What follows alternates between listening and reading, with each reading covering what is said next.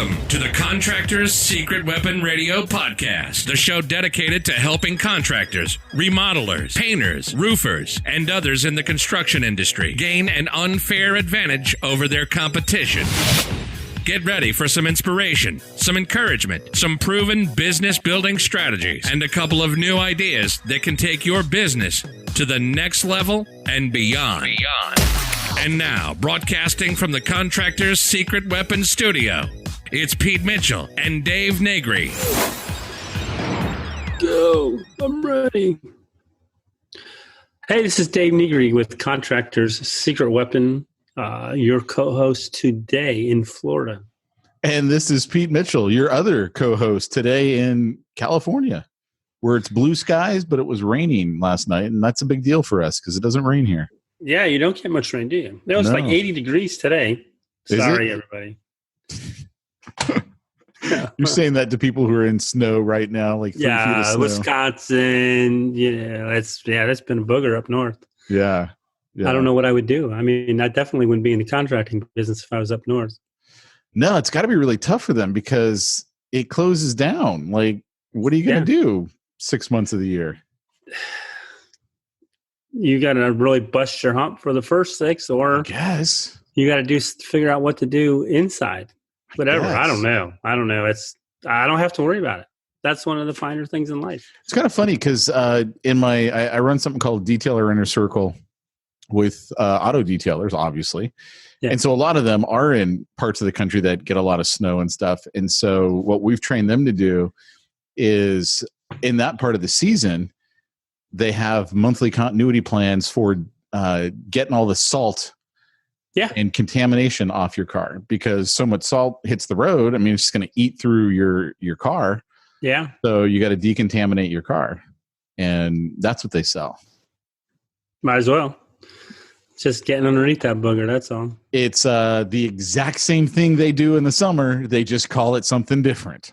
Yeah. I mean, it's literally what it is. It's the exact same thing. It's just decontamination when it's the winter, and it's making your car look pretty, and it's the summer. Repackage it, raise the price. Exactly. I mean, that's all it is, man. That's all it is. That's funny. That's great, though. You have to be creative and think about, other than the fact I got no business. Right. Think about, all right, what can I do to get business? Right. What can I do different? How can I be different? So you went to Monster Jam. Yeah. And so my son's 8 years old. We went to Monster Jam on Saturday, the big old monster trucks for those of you who aren't familiar with Monster Jam. And had a blast while we were there. I mean, it was crazy getting into the stadium. It literally took us 40 minutes from the time we got off the freeway to go 800 feet. Oh my goodness! In the freeway or in the stadium, pay to park, right, and then find a place to park, and then walk up, and then you got to go through the metal detectors to get in. So I mean, it was packed, and it was sold out. It was a sold out crowd. Oh yeah, and it was crazy to me because I'm looking at this thing and I'm thinking of all the marketing that they're doing right. Like, these guys do a lot of right things. Like, very first thing that I noticed, they give you so you buy your ticket from Ticketmaster. Right. And if you want, the upsell is a commemorative 3D ticket. Now, interesting. They don't print tickets anymore. They send it to your phone. They got an app, and that's how you get in. But if you want to spend, I don't even remember how much it was, because I was like, I see it for what it is. I mean, that's just, you're selling me junk. I don't even want that, right? Yeah. But it's like, okay, brilliant. Because for some people, it would be like, all right, this is a special thing. It's my kid's first Monster Jam. I want the 3D ticket to keep and, put on the wall. I literally do that for the Star Wars movies. My son and I would go to those when they, first came out. And they would have like a special booth there for Star Wars, and you could buy these commemorative tickets, and they were, in a nice little case and all that. And I would do it, right? Because I was like, I want to remember this. And so anyway, that was the first upsell that I noticed. Now, of course, you get to the park, you know it's going to cost you to park. So before I left, I asked my wife, I'm like, hey, can you give me some cash? I need some cash. She's like, yeah, is it 20 good enough? I'm like, you better give me 40 because I don't know how much everything there is going to be outrageous. $25 to park your stinking car. $25. I was like, I'm glad I asked for 40 because good night. You would have had to go home, get more money. Get more money. And so we park the car, we head inside. And of course, my son, 8 years old, he wants something, right? Because last time we went, he's like, I want cotton candy. I want cotton candy. And I'm thinking, first of all, I've had a lifestyle change, right? I eat very clean, healthy food all the time. I don't eat sugar. And I'm like, crap, I got to buy him cotton candy now. Like that's the thought running through my head. So I'm like, well, go ask the guy how much it is. So he goes over to the cotton candy guy and he comes back. It's $20, Dad. And I'm like, hey, my wife only gave me 40. I spent 25 to get in here. $20 for cotton candy. Oh my goodness. $20. Yeah. So I'm like, so we've got people that are listening that are afraid to go up on their prices. I know, right? They're $20. And so then he kind of gets this like dejected look on his face. And I'm like, hey, tough, man, you're going to have to suck that up because I'm not spending $20 on cotton candy. And he goes, well, what about popcorn? I go, well, go ask the popcorn guy how much his is. And he comes back, it's $10. And I go, all right, here's $10. Go buy yourself Don't get anything popcorn. to drink. I know, right? And so he was happy because it came with like this little Monster Jam commemorative bag. Oh, cool. It was good because we had like literally one cup out of this big old bag of popcorn because I'm not eating that junk either, right? And I'm like, all right, whatever, $10. What are you going to do, right? But what I was most impressed with is basically their upsells. So here's the thing.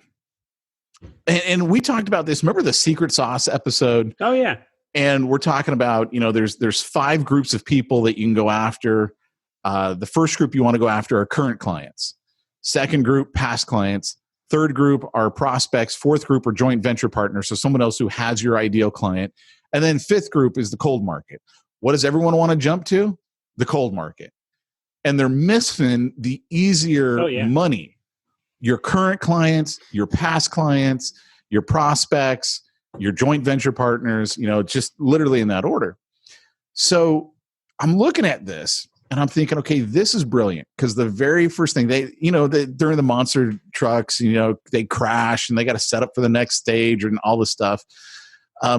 So they have this one host gal and, she's interviewing the drivers, and many times during the night, she would basically do a commercial. So it started off, very first one is she like finds this young kid and the dad in the audience. And you got to imagine, right? You're at monster trucks. Yeah. How many kids do you think are at monster trucks? Half? I was going to say at least half or maybe 2/3 because everybody's got more than one kid. Exactly, right? I mean, it's usually multiple kids, and it's not usually like a bunch of adults that go, though. I mean, they can, but it's not. Yeah. So the stadium was sold out with 40,000 people at it. At least half are kids. Wow.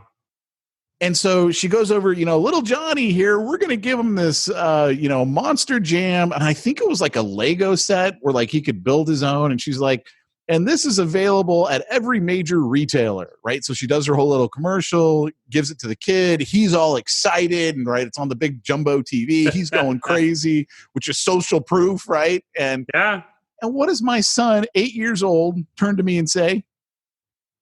Dad, I want that. One. Yeah. And I'm like, those people, man, look at that. Just upsell. And you're going, oh, I can order it on my phone. Yeah, I probably could, right? Well, and then so the next thing is, she does her next commercial. I mean, this is a little bit later, 10 minutes later, whatever it was. I don't know what it was. And she finds another kid and dad, right? Because that's like, I think what she's looking for. Yeah. The son and the dad. Kids. Well, always the kids. Yeah. But they're with like dad, right? So that way, and they just wanted something small so they could give it to the one kid, right? Not like you can't leave kids out, so if they got a brother or sister there, that's not going to work. And she's like, we're going to give you tickets to the Orlando World Finals. Oh my! For Monster Jam. And so then they start promoting the World Finals of Monster Jam, and I'm looking at this and I'm thinking to myself, okay, if I had to market the World Finals for Monster Jam, how would I do it? And I'm thinking, I would only go to people who already went to Monster Jam. Oh, yeah. Because, first of all, how many people are so obsessed with Monster Jam that they're going to fly from Southern California to Orlando, Florida to go to the World Finals? Yeah, and go to Disney probably at the same time. Which is exactly what my son says, right? Because my son says, well, I want to go, and then we'll go to Disneyland. Right? Yeah. Well, I remember, but look at that. It's all free marketing. But I remember a couple years ago, we were both at Monster Jam at the same time on the same weekend in two different cities. Right, yeah. So how many are going on? Right. Yeah. So what, you probably got 3 or 4, 5, who knows? So you got you're marketing to 100,000 people every other weekend, let them know that you've got the World Finals in Orlando. Right. And then, the other thing too that they had that I thought was really, really interesting. In fact, I'm on their website right now because I want to see if they. I don't see it. Wow. Okay, so this would be the one mistake that I think they're making. So if you remember when you went, they have a website that they tell everyone to go to, and the fans get to vote for who they think wins. Yeah. And so you go to this site, you put in the city code, right? So that's how they know which Monster Jam you're with. And then you've got a moving scale from 1 to 10. And you can go, okay, I think this guy is a 7.5. And you submit your vote. Right, I remember that. So, so you do that. Well, I'm looking at this and I'm thinking, okay, they have to have tracking pixels on this webpage because now they don't just have buyers. Now they have everyone who actually came to the event, right? So if dad buys the tickets, but there's 5 people there, who do you really want to be marketing to?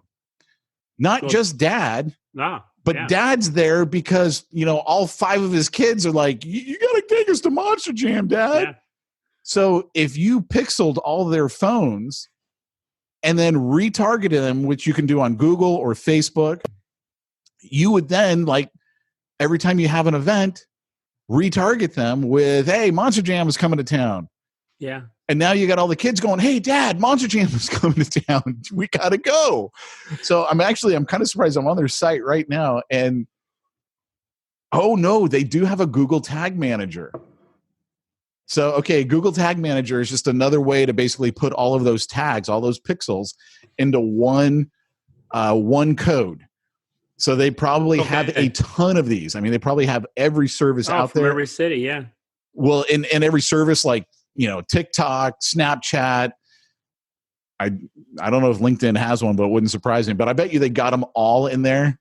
And that becomes data that they get to use and retarget to people, which is brilliant, right? Because that's who's actually there. And so I'm just looking at every little thing that they're doing, and I'm thinking, this is how you do it. You don't go out to the cold market. You go to your current clients. We are literally the most current client there is. We are here you're there at the event. Yeah. And so, of course, the last one that I hear her do is she finds like a bigger family.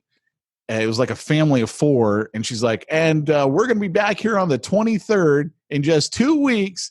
And we're giving you tickets so all of you can come. That was their commercial to basically tell everyone, hey, buy your tickets. We're going to be back here in 2 weeks. How many kids do you think are sitting there pulling on their dad's arm?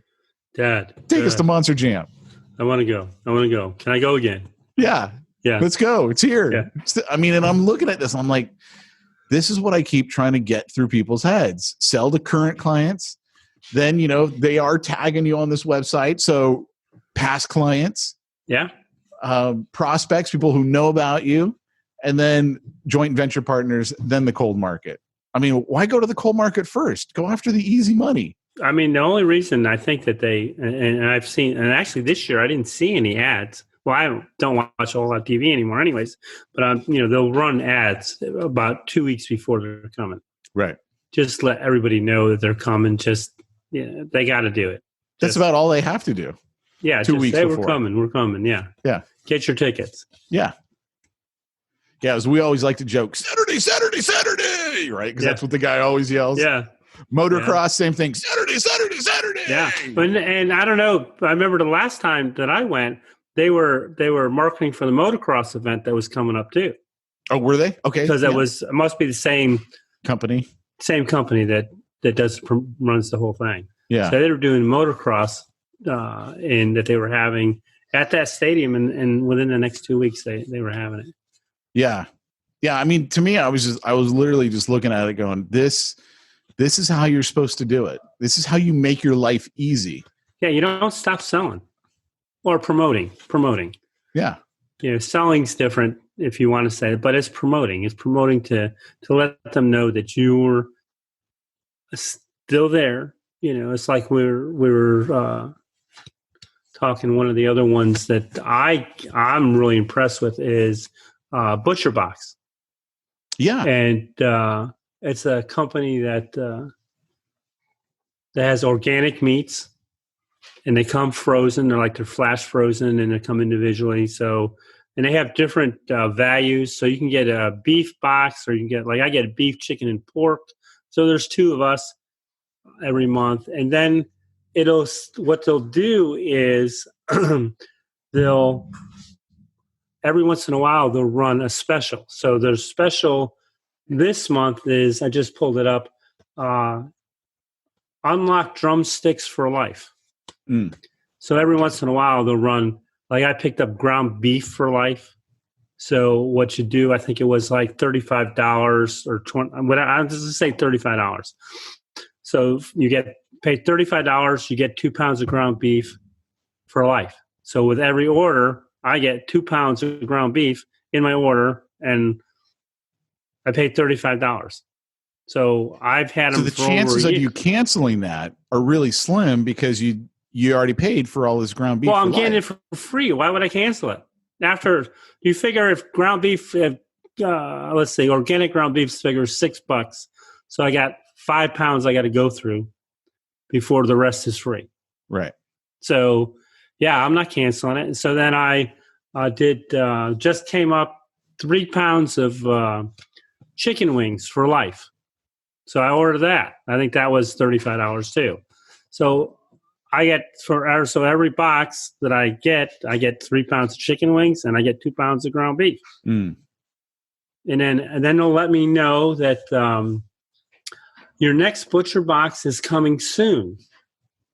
Check out our specials for the month. So they'll run, 2 or 3, 4 steaks. They'll run salmon. They'll run all kinds of stuff that you can add to the box if you want. Right. And it's so I probably get 3 or 4 emails a month just to let me know. I get one a week that, okay, my delivery comes on usually the 13th. So I just got one say, we're putting your box together. Check out our specials for the month. Do you want to add anything to it? I mean, it's not intrusive. Right. And a lot of times they've got some really good stuff. Was not last month, but the month before, they had a special on Italian sausage and ground pork. I think it was, ground pork. And they were cheaper than the store, and I wasn't going to run to the store since it was getting delivered. Right. They delivered once a month. And then in the middle of the month, they'll run, hey, we're having now. There's just unlocked drumsticks for life. They'll do bacon for life. I mean, now you're speaking my love language. Your love language, bacon, huh? For life. For life, yeah. You get 2 packages of bacon for life. But it's they know how to sell, and why, and they have a great referral program. Refer a friend, will give you $35 off your next box. There you go.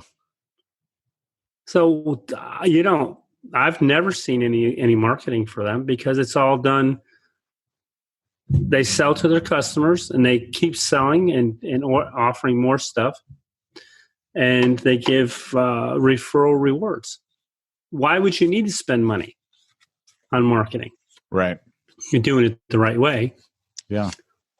It's just crazy. These are some great companies to look at and say, okay, how can I make what I do better so that I get more business from the customers that I already have? And it doesn't matter, what a kind lot of of business times, you got. Yeah. I mean, how many people in the contracting world offer multiple services? Like, you're a great example. Paint, roof clean, pressure wash. Yeah. I mean, I don't even know everything else, but yeah, that's pretty much it. I would do some repairs and stuff, but I moved away from that. Now I sub it all out. But so here's the thing. Here's a concept. Let's say you're just like that in your business, and you did a bunch of videos, just shot it right on your phone, nothing fancy. And then you retargeted your database on Facebook with, hey, by the way, I also do this roof cleaning. Let me show you what I do over here. Oh man, look at this house. I just was helping out the Smiths paint their house, and look at how good this looks now. And I mean, now you can retarget your clients and show them everything that you do. Yeah. And I used to do that with the newsletter. Right. Because you have a tendency when you have customers that you get pigeonholed. Well, Dave only paints, or Dave only repairs, cleans roof, or Dave repairs drywall, or whatever. So you get pigeonholed into, they don't think what else you might do. So when I did, when we were doing the newsletter, I put in customer of the month and what we did. So this month we got Bob's house ready for sale. We painted and we did some pressure cleaning. We cleaned the roof. So you got everything in there. And then the next month it would be, hey, we painted Bob's house or John's house, or whatever the case may be. But every month there was a new client and a new service, so that they realized that they didn't have to pigeonhole me. Right. And it's just the way people are. It's not, they would, if they knew, it's like the guy this is really hilarious. Guy goes in and he's a printer, and he'd only been selling business cards to his businesses forever. And goes in, talks to the guy, says, well, I'm going to think about expanding, my thought process, and goes into his customer and says, we're doing flyers and this and this and this and this. And the guy, he goes, you're kidding me. I thought you just did business cards. I just gave somebody a $50,000 order. Mm. So don't pigeonhole yourself. Right. Let people know you do more than what they just purchased from you. Yeah. Yeah. And the thing too is you're providing great value. Yeah. Like at the Monster Jam, even though the cotton candy was $20 and the popcorn was $10, first of all, you kind of expect that, right? You're at a stadium. You know that's what it's going to be. But still, how else do I get my cotton candy and my popcorn? So you're giving me what I want, and you're asking for a certain amount for it, and I give it to you. So, you've given me the value that I was looking for, and it was worth it to me. So I gave it to you. At least the popcorn was. Right. Listen, everybody knows that the tickets are cheap compared to the food inside. Right. Yeah. Yeah. But I mean, I think what you hit on there, though, is a great point, especially with the butcher box, because I love the idea of the for life, because the problem with every continuity plan is that people generally tend to leave after the fourth month, or right around the fourth month. Okay. So the battle is always, how do I get someone to stay longer than that? Honestly, if I were in that, I would be looking at that going, well, shoot, man. First of all, I know how much meat I eat, because I go to Costco every week and buy steak, chicken, eggs, because those are three of the main staples that I eat. Right. And if you're wondering, listener, my cholesterol is extremely good. So it's not steak, eggs, and chicken. Yeah. Right. But I would look at that and I'd be like, dude, I'm never quitting this, because I'm going to get 2 pounds of ground beef every month. I know. For life? Yeah. And then you said you added the chicken to it to out. it? You're figuring out, I figured out it's going to take me 2.5 months. So they've extended the life of their customer by 2.5 months on that one product. Right. But that's good for them, right? Oh, absolutely. Yeah. And, because it's directly from them, who knows what it actually costs them. But they're still going to be making money because they figured out everything, right? They figured out, okay, we're charging them $35 up front. How long are they going to stick with us? Their hard costs on that. I mean, shoot, that might actually be like a year's worth of hard costs. So they'd need you to actually go into the second year for them to lose money. But even then, it's probably still worth it to them. Yeah. Yeah. Well, because every once in a while I'll add to the order. They'll have something like, they had Italian sausage. I said, I'll try Italian sausage. Or they'll have something else. You still got to send me their link because I think I need to check out this Butcher Box deal. Yeah, I will. Yeah. Then I'll get some free food. Woohoo! Woohoo! I like it. So anyway, guys, that was the idea I wanted to leave you with is, really look at who you're selling to. Don't run to the cold market. There's money in the cold market for sure. In fact, one of the things that I like to point out is that there's pros and cons to everything, right? So the biggest con to selling to your current clients is typically the average business can't scale that because you've only got so many current clients. Past clients, you get a little bit more scalability depending on how many years you've been in business. Prospects, you have more scalability. Joint venture partners is kind of like the sweet spot. With joint venture partners, because you can have an endless supply of joint venture partners, you could scale that. But it takes the work of creating the partnership with someone, that kind of thing for long term. Like it's easy to get one or two deals, but to have deal after deal after deal, it becomes difficult. The cold market, the biggest benefit that it has over all of the rest is the ability to scale. Because that you can just, once you've got what we call a sales funnel. Hey, I run this ad, send them to this site or have them call me here or whatever it is, whatever the next step is. I call that the sales process. Right. Then, you got one of those that works, then you can just scale it. Okay, we're spending $100 a day, take it to $500 a day, and then $1,000 a day, and then $2,000, and you can scale that one better than you can anything else. So everything has its pros and its cons. But in the service industry, like home contractors, you usually don't need scale. You're fine with an extra 3-4 deals a month. I mean, that's usually big money in the contracting. Depends on the business. And the funny part is, and this seems to be the biggest challenge with every business, is the balance. How do I bring in new business? Because we have a tendency to want to go after new business and completely forget about our past clients, past customers, which is kind of crazy because that's where all your long-term profit is in your is keeping in touch with them so they'll do business with you again and refer you, where on the front end of new clients, you're just getting that new business. Right. So you're completely, a lot of times, just forgetting about your old client, and that sort of takes them off, and then you have to get new customers. Right. Yep. So it's just finding that balance where it all comes together so that you are always busy, always making a profit, always doing business. Yeah, I call it multiple streams of leads. Yeah. Never shut off one. I mean, if it's working, keep it working. Yeah. Have that newsletter going out to your current clients, everything else. Absolutely. Never stop. Right. It's like the pump, the old water pumps. You stop, it takes forever to get it primed again. Right. That's it. Cool beans. That was a lot of good information. Hope somebody uses it. I know, right? If they do, the worst case scenario, they'll make some money. All right, guys. Thanks so much for joining us. We'll be back next week. Take care, everybody. All right. See you.